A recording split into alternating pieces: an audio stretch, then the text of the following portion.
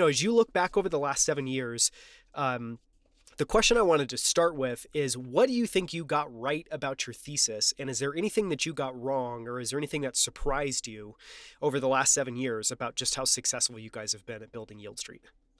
So listen, I think what we got right about the thesis is that alts are going mainstream. And we wanted to be the catalyst to take alts mainstream.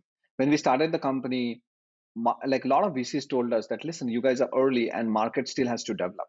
And it took time for market to develop. So I think we got that thesis right. Now everybody knows that alts are going mainstream. Next 10 years, not everybody, I mean everybody in the industry, consumers are still have to, bring them up to speed and bring them on the journey. But I think it is there are lots of tailwinds on what alts are going to mean in the coming decade. Alternatives as well as private market access is going to mean in the coming decade. So I think that we got right. What we didn't anticipate was the tremendous restrictions, regulatory constraints bring on the business. So we are a highly regulated business, regulated by the SEC, and so there is just a lot of infrastructure that you have to put in place to ensure that you are doing everything by the books, right? And even the accreditation process, it is you have to do 100% accreditation. There is no like shortcuts there, right? And that adds complexity to your business. And there are lots of archaic rules that we obviously have a dialogue with the regulators and really talk to them about. So there are certain SPVs, and you know this, right? You actually know this because you invest in them. So VC, if it's a VC fund, a VC investment, you could have 250 investors. But if it's a real estate SPV, you can only have 100.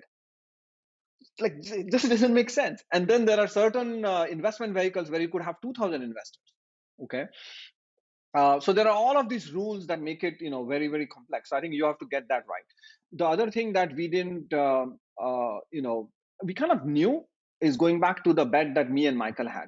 It takes time to build customers' trust, credibility, right, and to really deliver on that credibility. And we learn about that even today. But in a business where you're touching people's hard-earned money, that's extremely hard.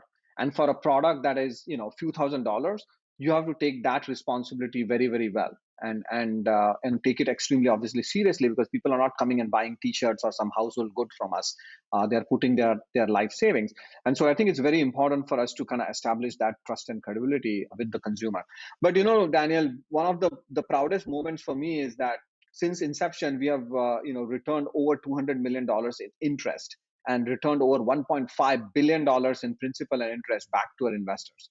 So think about what $200 million can do, right? They could probably send 20, 30, 40,000 kids to 4-year college, right? That's real impact on the lives of our community and our user base.